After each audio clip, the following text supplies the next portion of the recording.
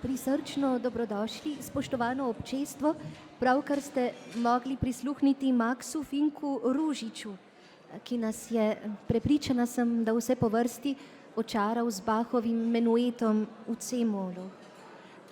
Na oder povabim še eno nadobudno glasbenico, Jernejo Založnik, ki bo na magičnem glasbilu odigrala tango za Kloda.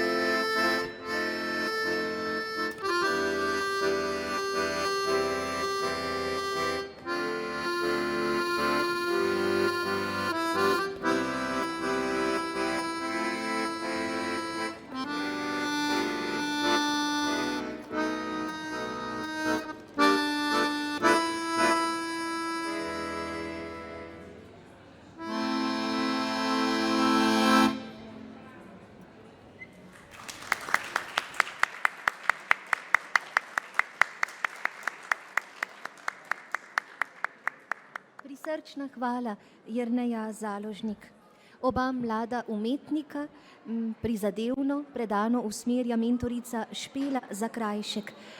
Vsi trije pa domujejo na glasbeni šoli Vič Rudnik. Hvala vsem trem.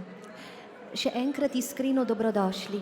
Iskreno dobrodošlico izrekam tudi spoštovanemu gostu. Z nami je, dame in gospodje, in seveda najmlajši poganki, najžlahtnejši med njimi vsemi, Thiago de Moraesa.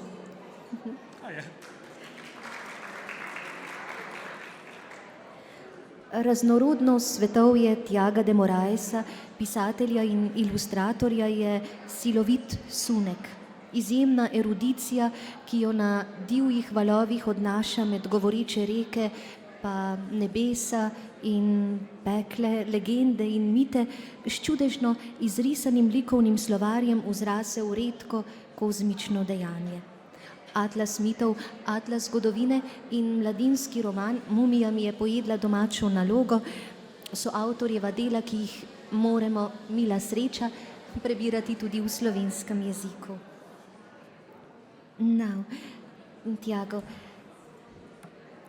a bit of a subversive question for the very beginning.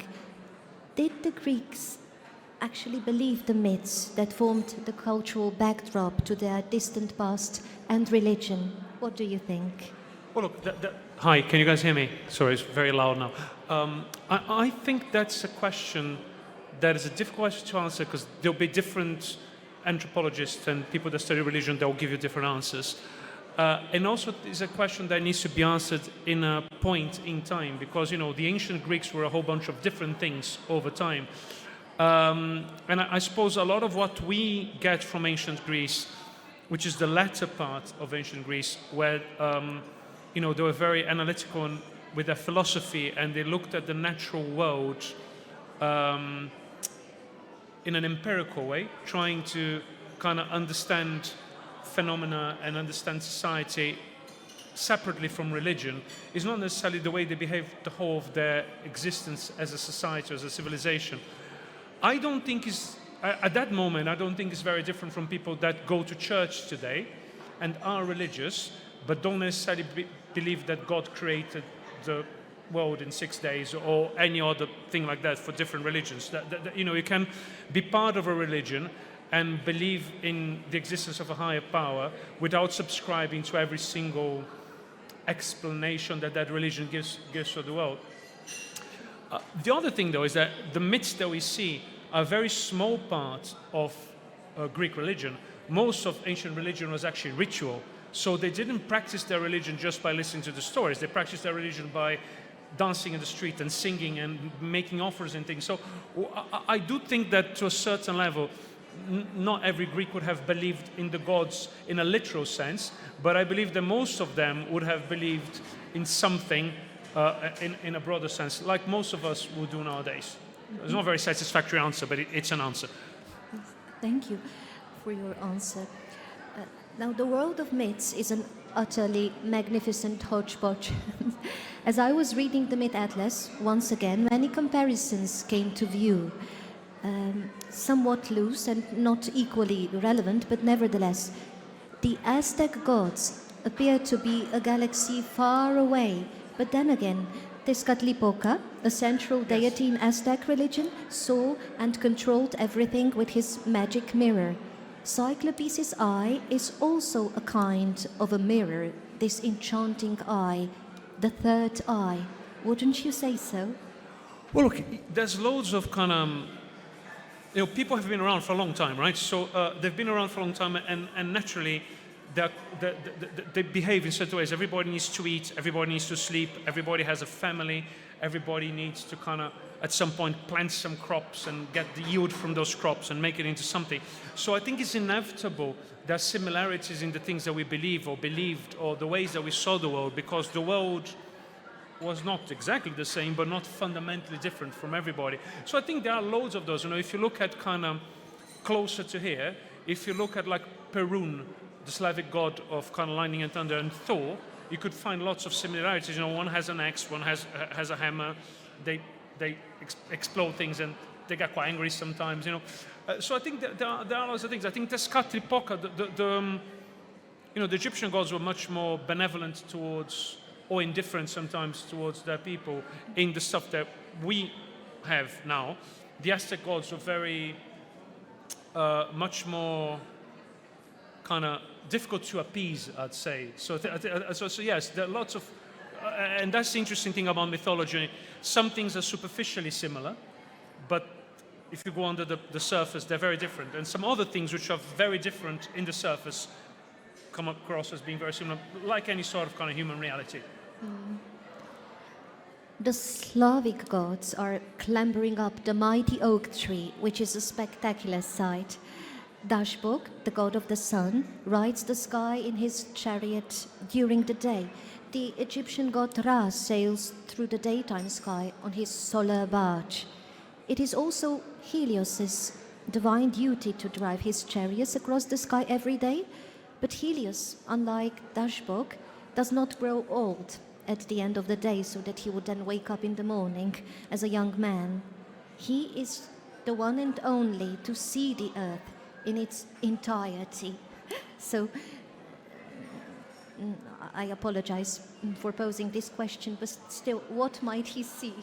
Would you be willing to Well, look, that's make a another drawing interesting of him? question. 'Cause from the impression I got, and I think, look, the thing about my books is that they are subjective, right? I'm not pretending to be a scholar. I'm not pretending to kind of explain the entirety of religion or a set of beliefs in there. I'm trying to show how I saw something and what I thought was interesting and translate it with some images and some text. And I always got the impression that the Greek gods didn't care about people that much.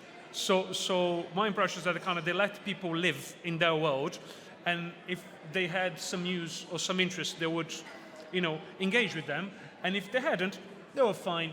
Most of the times people there only exist for their pleasure or as a tool for them to kind of fight against each other, to their children, to the demigods and things. So I think Helios would have seen very much what he wanted. He would have seen, people working, loving each other, doing everything. I'm not sure how much he would have cared, is what I imagine in my head. Yes. Zeus, as the sole protector of the polis, is somewhat reserved, secretive even. We dare to imagine that goddesses might be credited with a well-defined social skill, some of them perhaps even chattiness, if I dare. So which one would qualify as such, chatty? Between Odysseus and Zeus? No, among the goddesses. Oh, sorry. Start again. It's very hard to hear you from here because the sound's coming from Yes, there. So I can imagine. Which gods is? Well, Sorry.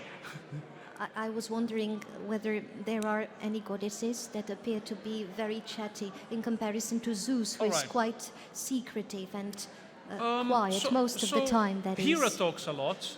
She seems to be. If you read a lot of Greek, oh sorry, I hit the microphone. If you read a lot of Greek mythology, Hera is quite opinionated, and she stands in contrast to Zeus. I think Zeus expects his authority to be followed without him even saying anything because he's a man and he's in charge.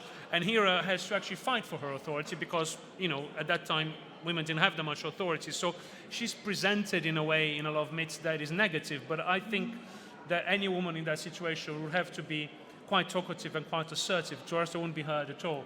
So she probably is quite chatty, but for a good reason. For a good reason, yes. But one would surely find talkers among the gods as well. Yes.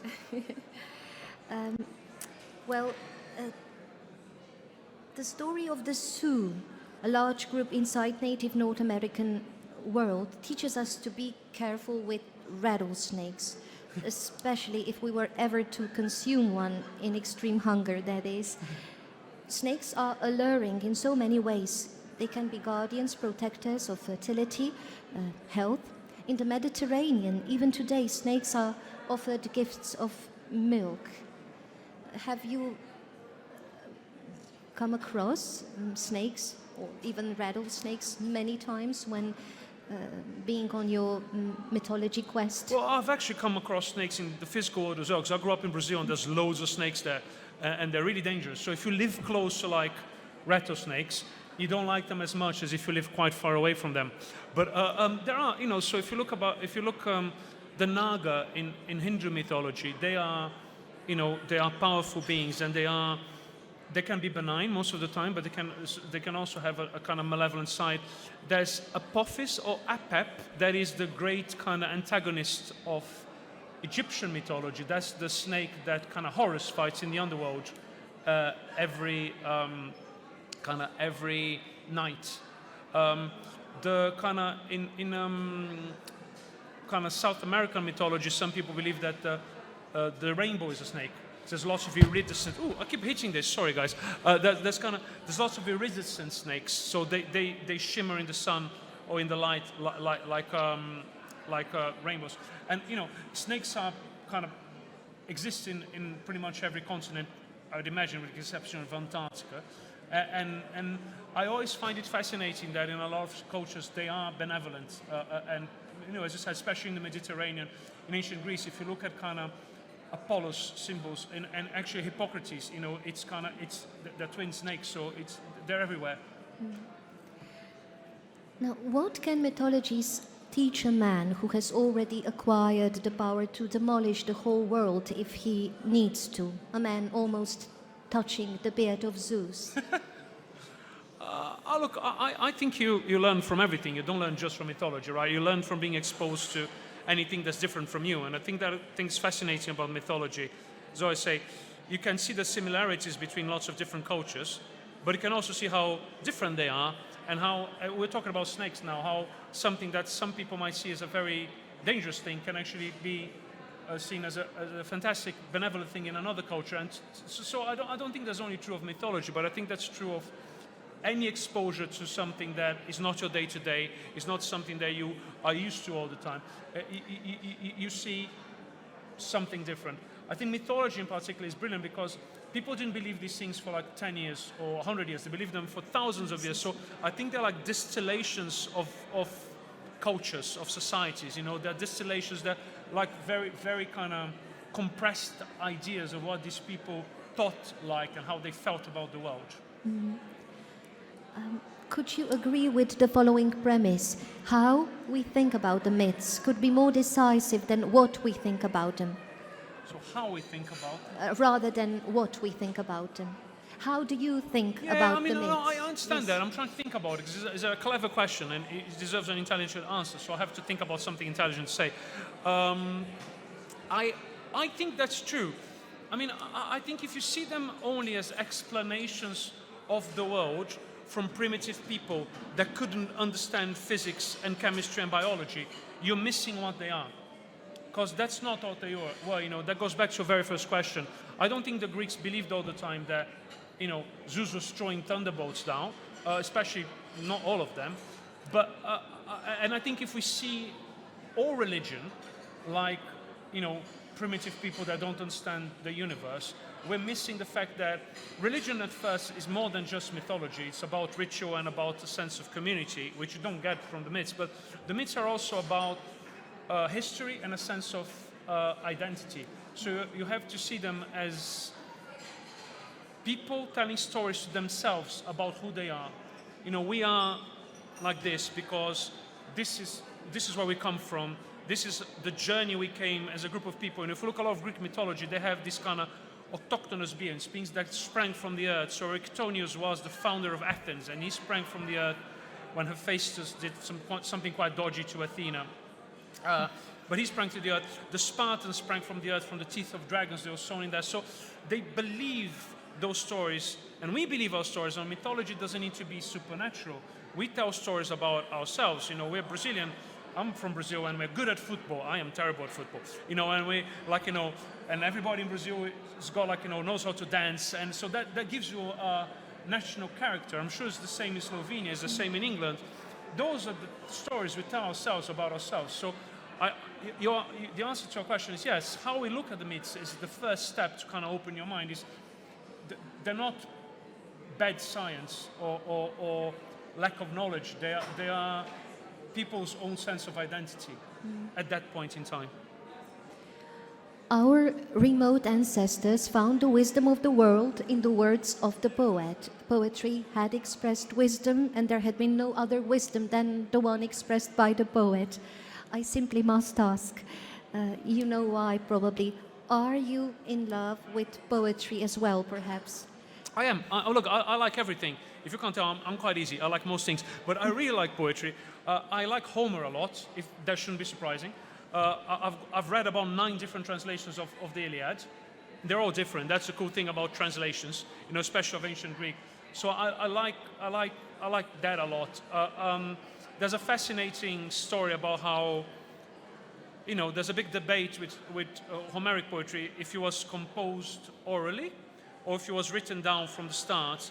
And actually the guy who cracked it by coming to this part of the world, a bit further down. He went to the Balkans and actually he found traditional poets that were singing about events in the First World War but they were composing oral epic poetry. And he worked out how, by studying these guys and listening to them, how, the combination of a story to tell, but also having a very fixed metric and things you had to rhyme, created this forms of things. So I think poetry is kind of our oldest form of storytelling, I would imagine. And you can still see it.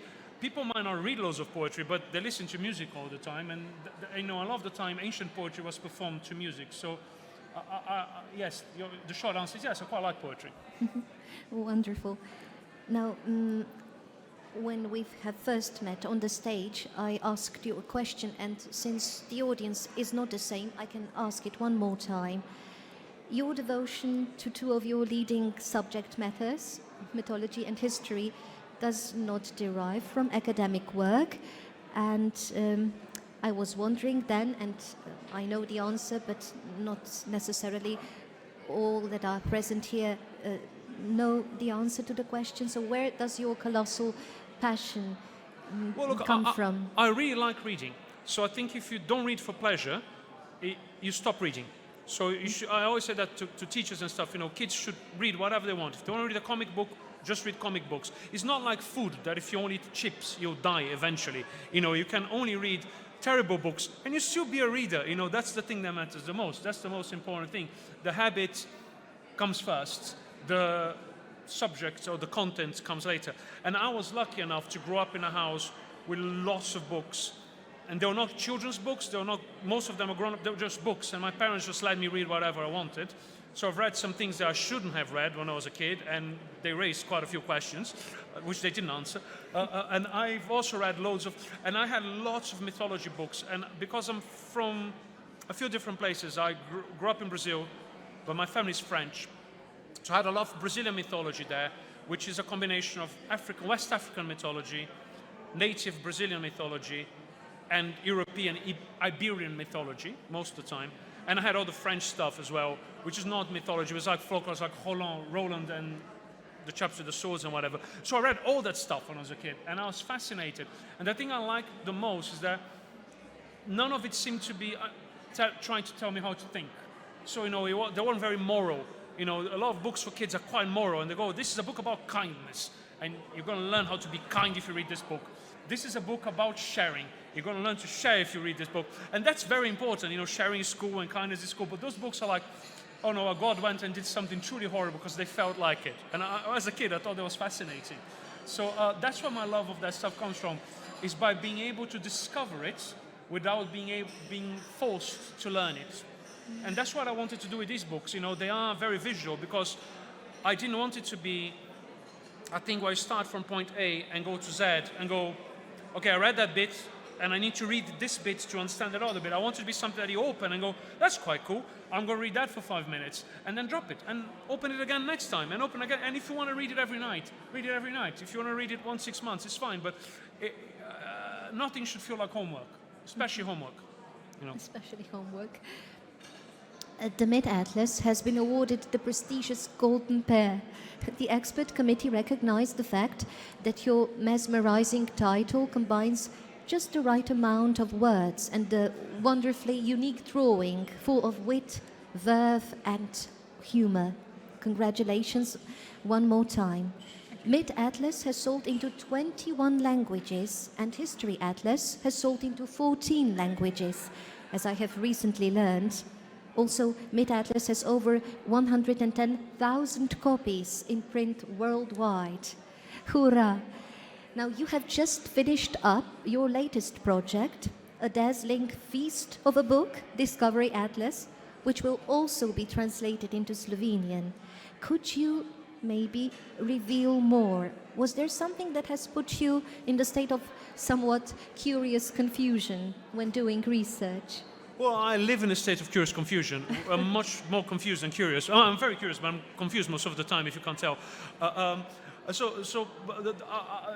My third atlas, which I actually finished only a few weeks ago, so I apologize for whoever needs to translate it really quickly, it's called Discovery Atlas. So, it's I always felt that kind of curiosity is the main driver of progress. The idea that somebody goes, how does this work? Or wouldn't it be great if, we didn't use horses. What's an alternative or something like that? I'm not sure that's how cars came about, but maybe it was. So it's a book about how humans either invented or discovered things. So there's a chapter about medicine, everything from like ancient India, where people used to do rhinoplasties already at the time, to today, to CT scans and stuff. There's a chapter about art, from Neanderthal art to NFTs. There's a chapter on the oceans, so how we discovered or haven't discovered the oceans, the pretty tricky places too. So it's a combination of culture, science, and history, but always through this lens of curiosity. My biggest question, which I haven't been able to answer, is always been really curious. Who was the first person who saw a lobster and decided it should be something tasty? Because they don't look great, do lobsters. So who looked at a lobster and went, I'm going to eat that? So my theory is that they will be very, very hungry and quite desperate. But I haven't been able to find that anywhere. So maybe I'll abandon my career and try to become like, a biologist or something and try to discover that. But so unfortunately that's not in the book, but some other discoveries will be. Mm-hmm. Now, you have been drawing today on 2 occasions, and this is the 3rd one, and I see no reason not to continue. And I was wondering whether you would be willing to draw us the 3 enthusiasms of your life. The 3 enthusiasms? Yes. Oh, yeah, I can't do that. That's a bit difficult to draw. I don't know what my 2 enthusiasms are. I mean, I can try, but they'll be really boring. They'll be like food, sleep, and reading. I can draw a pizza reading a book. I can draw a pizza falling asleep whilst it's reading a book. Let's try to do that. So, bear with me. Usually what I'll do in a minute is I'm going to ask you, audience, to help me draw some new mythological creatures. But I'm going to try to draw, you can hear me, right? I'm really loud. Can you hear me? I'm going to try to draw what you ask me to draw. So let's start with the book.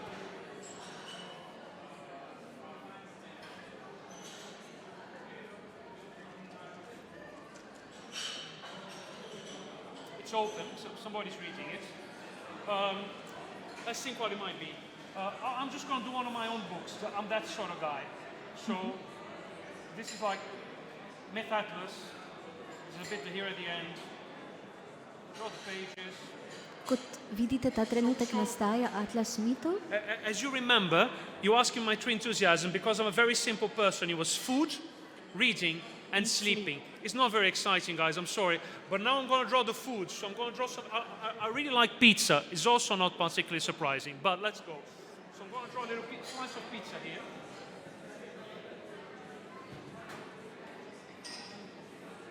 It's going to have some... It's reading. It's having a great time. It's pepperoni. It's got a little sofa there. Here are its legs. I don't know how I'm going to put the sleeping there. Maybe there's another pizza there sleeping.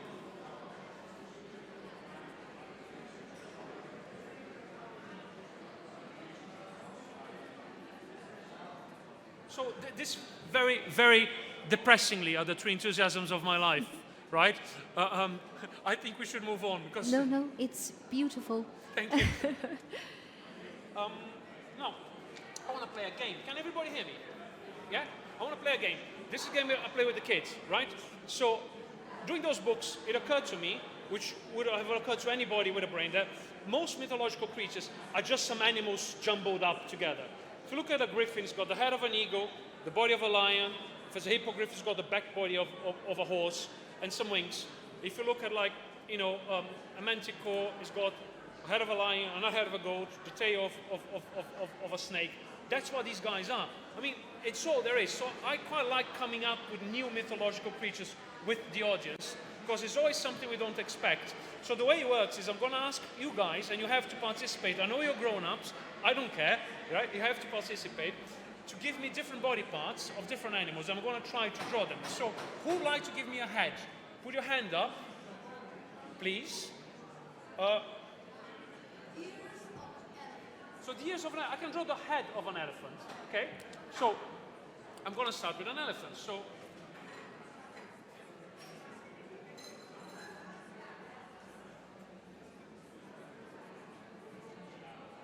now, interesting elements to this. It can be an angry elephant or a happy elephant. So I want hands up for happy. Hands up for angry. Oh, I think it's going to be happy actually. That's surprising. Okay, so happy elephant. So I'm going to give it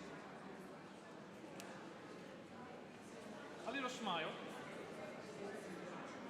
His eyes are here.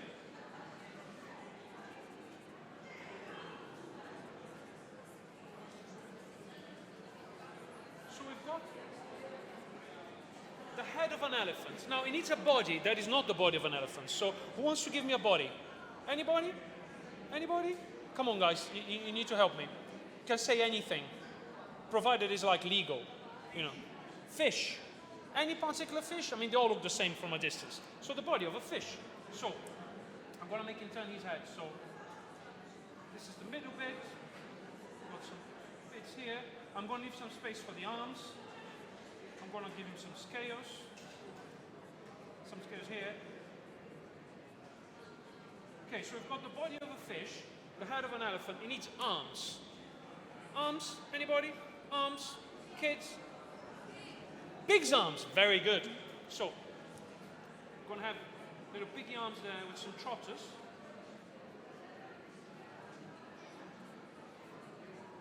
So pig arms, the head of an elephant, the body of a fish.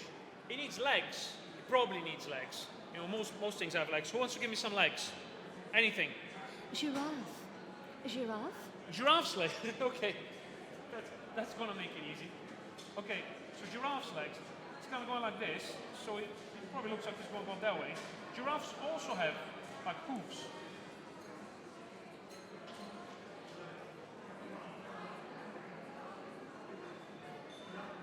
It looks like it's jumping. So I started it too close to the end of the page. Okay, so it probably needs a tail. It's missing, it's a little bit unbalanced. It needs some help. So you guys want to give me a tail? Tail, anybody? Monkey's tail. Very good.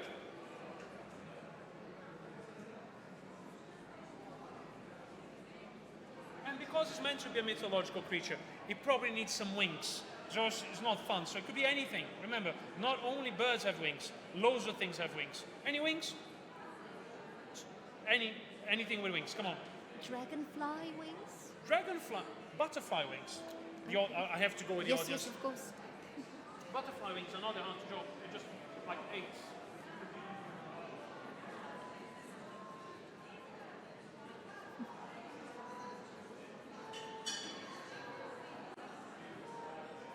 And I'm going to make him fly.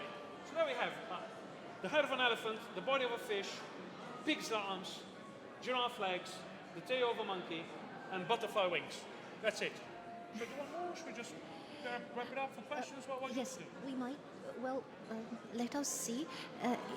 Je kdo med vami, ki bi želel pisatelju in ilustratorju Thiagu de Moraesu zastaviti vprašanje? Priložnost je precej edinstvena. Questions? What would you like me to do? I'm not sure. Si želite še risarske družbe, še kakšnega dodatnega utrinka izjemne likovne inteligence? Velja. They want some more drawing. More drawing, okay. But then you guys have to speak, even if it's the same person, I don't care. Okay, so, head. We need one more head. Anyone? Head? Kids? Not kids?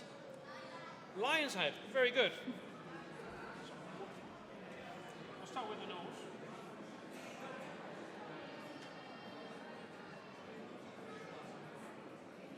Okay, same question as always. Happy lion or angry lion? Angry, okay. So to make them angry, that's what you do with the eyebrows. They go up and down like this. And the same with the eyes.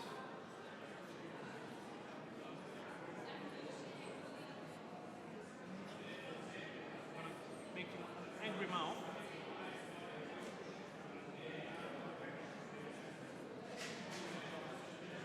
Whiskers. Then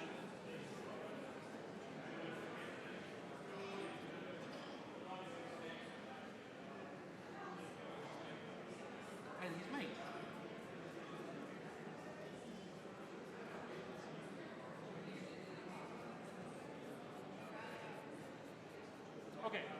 we've got the head of a lion.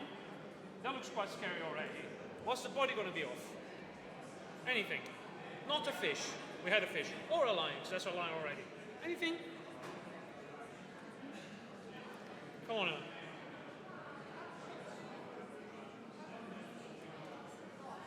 Kako? Cockroach? Oh yeah. Oh, cockroach. Oh, that's a tricky one. Okay, I'm going to try. I haven't drawn a lot of cockroaches, but I know they have like the underside's kind of all ridgy and slightly horrid. So let's make it really long like this. And then leave some space there. Some space there.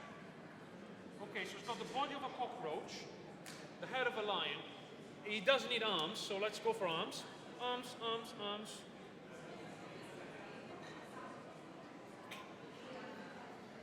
Kids? No? Charge it?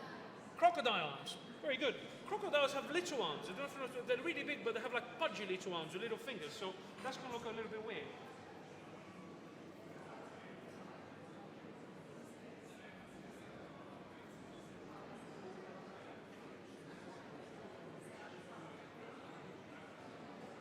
So he's got his little crocodile arms.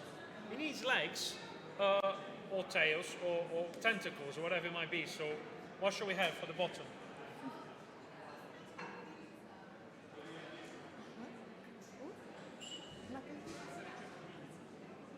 Grasshopper?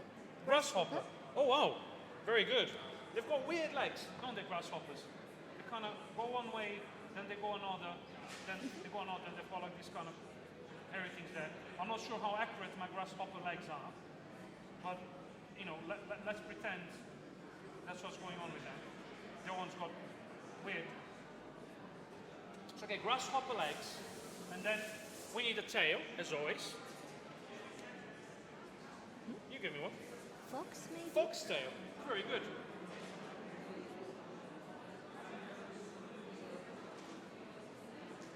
Foxtail.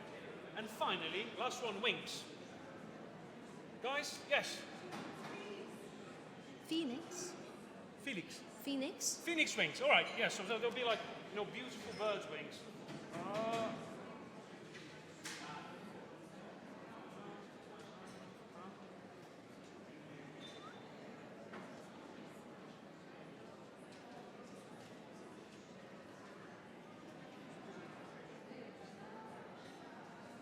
Okay, so that looks quite scary. That looks more like a mythological creature than Mr. Elephant had. It's quite impressive. Thank you very much. Let's go. Thank you. Thank you, Thiago. Hvala tudi vam za pozornost in za soudeležbo. Thank you ever so much. Thank you. Thanks. Proceed. Vse najlepše vam želimo in bodite v družbi knjig vselej, ko je to mogoče, po možnosti tistih zares finih knjig. Bodite nezaslišano lepo. Srečno. Thank you very much. Thanks.